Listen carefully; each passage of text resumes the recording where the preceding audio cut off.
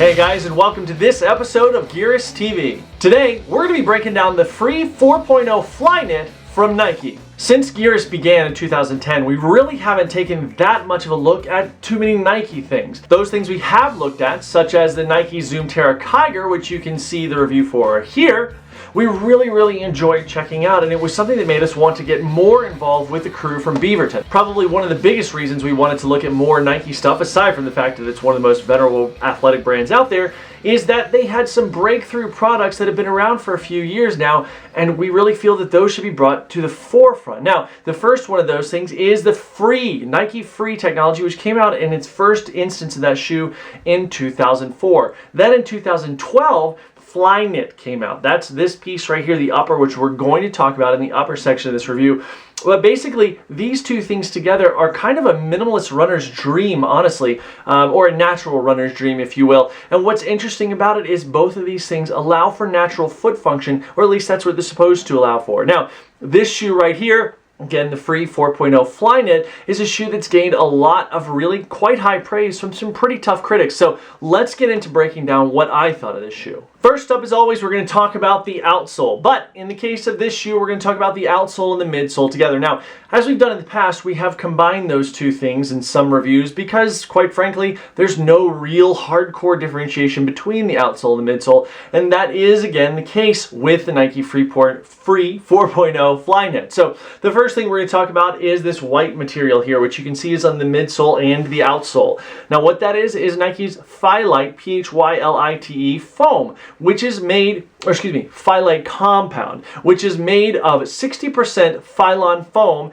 and 40% rubber. Now, we've seen other companies come out with kind of compound materials like this. For instance, Skechers has their Resilite foam, which is kind of a compound between EVA and rubber. The times that we have seen this done, it's really great because you're taking a lightweight material like a foam, an EVA, or in this case a Phylon foam, and by combining it with rubber, you're still keeping the resiliency of that foam a lot, but you're also being able to cut the weight from rubber, but meanwhile having a large part of the durability of rubber. So it's a really great material to work with that's going to provide durability without having excess material in the case of this shoe. Now, in the case of the free 4.0 Flyknit, you can see here that Phylite foam is waffle cut front to back to add flexibility. We'll get into that a little more in the midsole section. But the only place that a really true outsole material comes up is with the BSR 1000 rubber that takes place here in the lateral heel, these black sections, and then on the medial kind of toe area right here, these blue sections.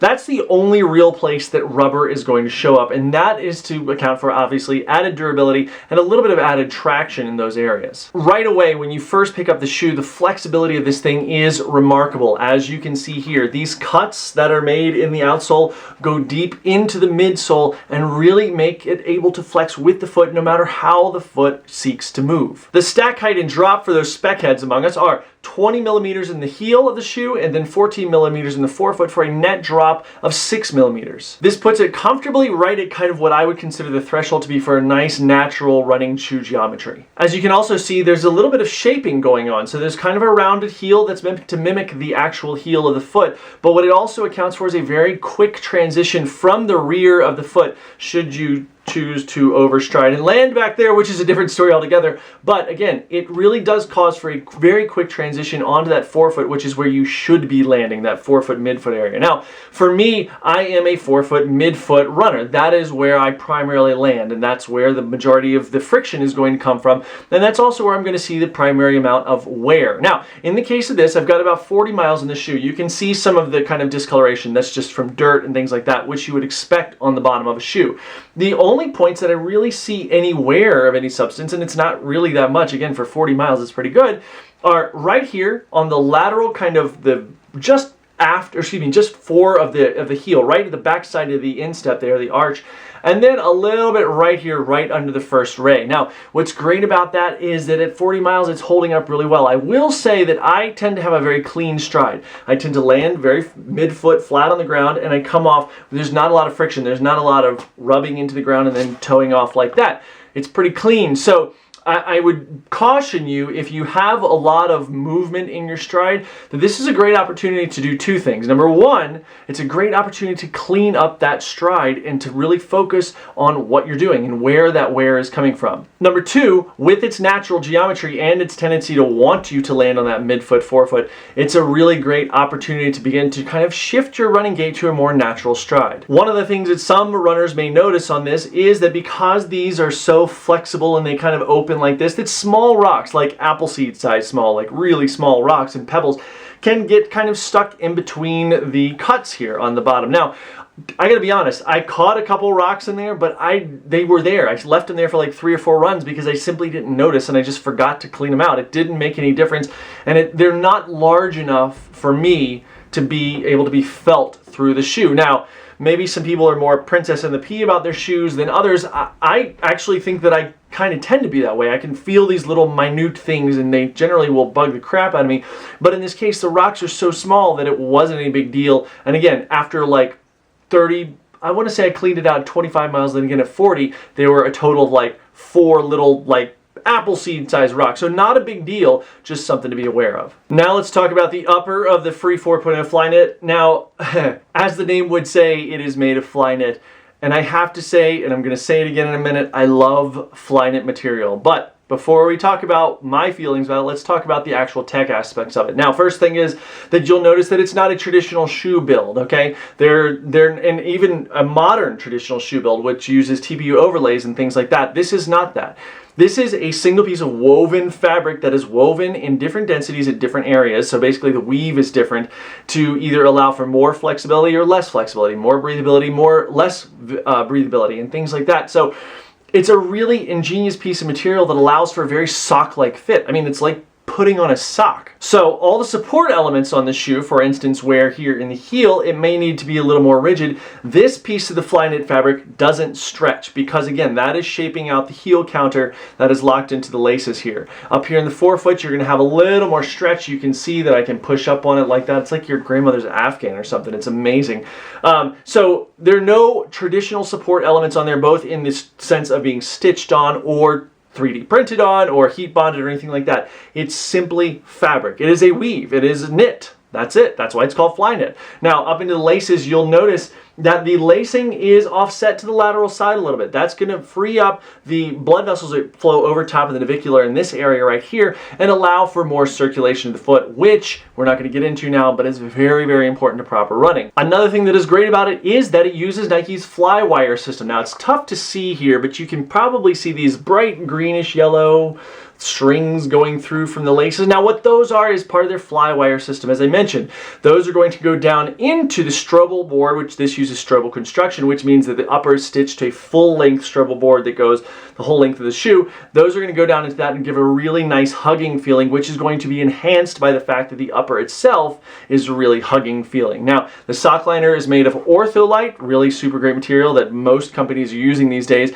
but there is the option, since it does use full Strobel construction, to wear this with or without the sock liner, depending on your needs. If you need a little more volume, that's a good way to go. As I mentioned a second ago, I love this upper. It is flipping amazing, and I strongly encourage you to get a pair on your feet. Now, to describe to you what it feels like, have you ever put on a sock that's not super loose, okay? It's not like a loosey-goosey sock that's on your foot and you can pull and stretch it and stuff like that, but it's also not constrictive and tight. It just kind of hugs your foot and is just kind of there.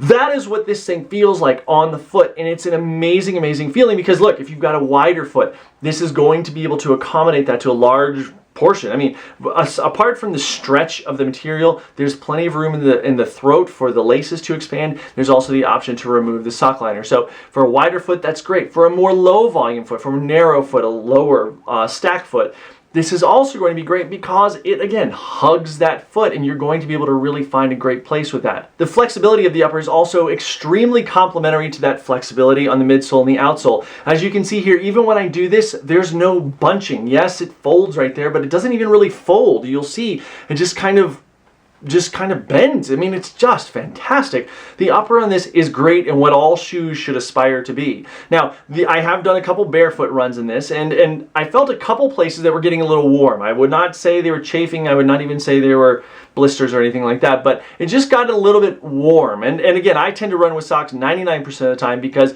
99% of the time I know that I have very sensitive feet. Now, the places that it did get a little warm is the transition between, you can see on the outside, the light blue here and the darker blue here. Inside, there is a slight kind of change in the material there. And it, again, wasn't chafy or anything like that. I just noticed it getting a little warm. Those were on probably like 4 or 5 mile runs. Again, though, I think this is a great shoe. If you're a dedicated barefoot runner, this is going to be something that you're going to be really happy with. The upper of the shoe is also very, very breathable. I love that. And in fact, I love that even in super cold weather. It doesn't bother me. I don't have particularly sensitive feet. However, if you do have very cold prone feet and you get very uncomfortable with cold feet, you may have a problem in this. But that's what socks are for. So get some really like awesome merino wool socks and you'll be all set up. But again, it's so breathable and it's just really comfortable. Great summertime running shoe. And yeah, just great upper. I feel like I could really go on for a while about this upper, but there's no real reason to. I mean, I really enjoy it a lot. You guys know all the specs about it.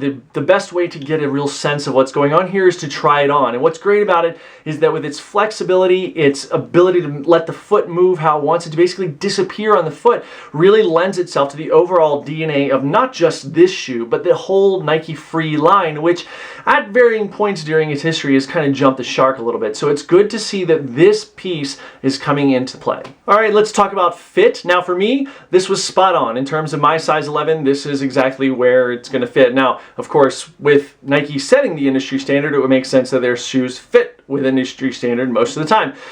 Even then, I really feel like if you kind of fall in the cracks of a size foot, this is really great because of that give in the upper, as I mentioned a second ago. I'm not saying go up or go down. I'm saying go where you want to, but should you find yourself in a size larger or something like that, it's still going to fit with that really nice snugness without being tight. The fit, again, comes back to the upper that we were just talking about a second ago because of the way that the upper is constructed. Through the heel, through the midfoot, and up into the forefoot, the fit of this is really, really fantastic. If I could make one change, I would probably straighten the last a little bit. If you can look at this, and I don't know if you'll be able to see it the right way I'm looking, what you'll notice is that it tends to curve to the medial side a little bit. Now, I don't mind this, and for me, it doesn't constrict my foot. It's not uncomfortable or anything like that. I would probably shift it back this way just a hair. And the reason being because this toe box and this forefoot area, oh my, it fits spectacular. I mean, you see the size and the shape of that toe box area is just fantastic. But because it's curved this way, you're going to possibly, it's not going to have, you know, have rubbing. I don't have rubbing, but I just feel like I want it to be a little straighter to go with my foot. My foot doesn't curve like this. My foot is straight. So it's not a deal breaker because this causes zero discomfort or anything to really want me to kind of shift it immediately. But it wouldn't be a bad idea to just kind of go and just shift it back that way, like, I don't know, 4 millimeters, if that. I mean, it's a fantastic toe box and the fit is right on. Now, the ride of the Free 4.0 Flyknit is an interesting one for me because I feel like the cushioning is really spot on without being mushy or anything like that. There's enough firmness that I feel like I can get response from the ground. It's also not very rigid, which is why I think this is a great multi-purpose, just kind of all-mile killer shoe.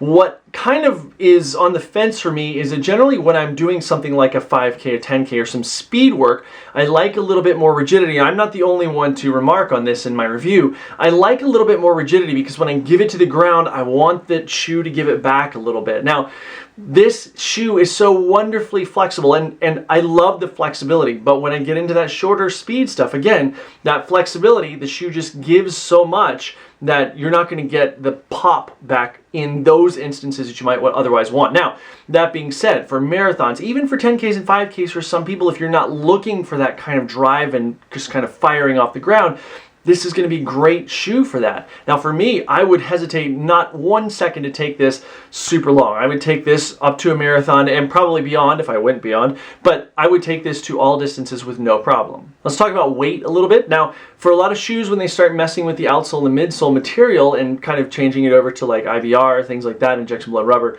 what have you, they wind up paying a price in terms of weight. And while this is certainly heavier than just EVA foam or just Phylon foam like Nike uses, It's still really lightweight because of that compounded, that Phylon foam and that injection blown rubber. So it's a really great material to be able to keep the weight down. And in a men's size 9, this is an 11, but in a men's size 9, it keeps it at a very, very respectable 7.4 ounces. And then there's the price. Now, at $120, this shoe is priced exactly where you would expect it to be. And what's great about it that I haven't mentioned yet is that as a family weekend kicking around shoe, going out with your buddies and maybe drinking some adult beverages, this is an amazing shoe if you want to opt for that instead of for flip-flops.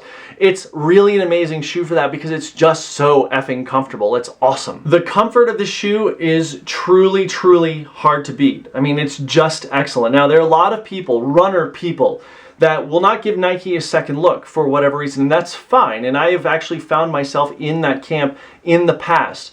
But I have to tell you that this is a very, very impressive product. And Nike's done a lot of listening to people and also a lot of looking outside the box. And quite frankly, if you look back, as far as 2004, whether or not you think Nike's this big overblown brand or anything like that, the truth is that they break down barriers. They set the bar that other companies really then reach for. And it's really excellent to see a product like this come out of that factory. With the free 4.0 Flyknit, Uncle Phil and the gang in Beaverton have really put out a great product. And if they can manage to not evolve this shoe into its own way, this is something that should be around for a very long time. So get a pair on your feet, just feel what they feel like, go for a quick jog. I really think you'll probably enjoy it, so check that out. Now, before we get into the ratings, we want to know what Nike free products have you guys tried, if any? Now, please leave your answers in the comment section below. Here come the ratings. First up, construction, 4.5 stars. Next, durability, 4 stars. I just feel like some people that have a little bit of excess heel drag are probably going to see accelerated wear on that area. Comfort, 5 stars.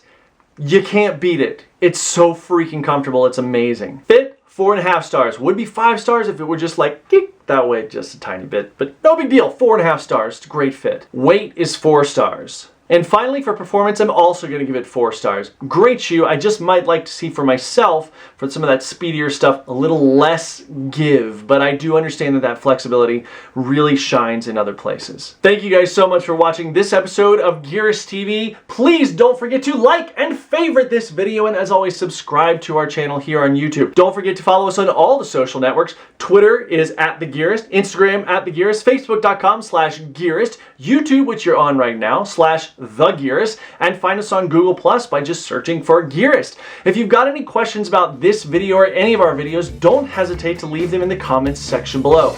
As always, if you'd like to see all of our reviews or anything like that, please don't forget to click on over to Gearist.com, which is also where you're going to find the latest giveaway, which we will be announcing in 2 days. It's a nice giveaway from ASICS, so be sure that you check back here, subscribe to our channel so that you get automatic updates when those giveaways come around. And thank you guys so much for watching, and we'll see you next time.